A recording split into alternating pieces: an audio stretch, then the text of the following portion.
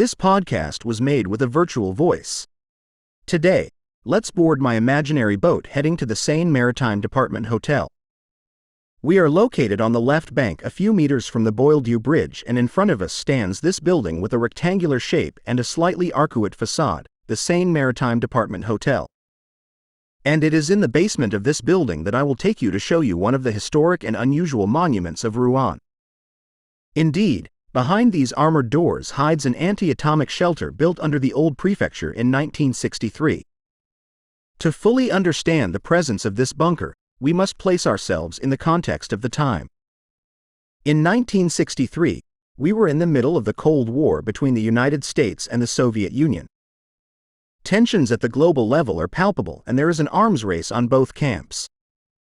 In order to protect against a nuclear attack, state services and the prefect of Seine Maritime had the idea of building this anti-atomic shelter. This 690-square-meter bunker, intended for the prefect and his teams, could accommodate up to 250 people in a large command room, and dormitories had been designed.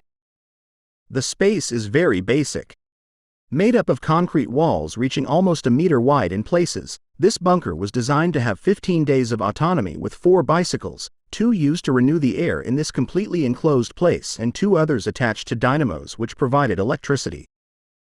The goal is to be energy independent. This unusual place in Rouen is rarely visited, so take advantage of the upcoming Heritage Days which take place over a weekend in September to live an atypical experience.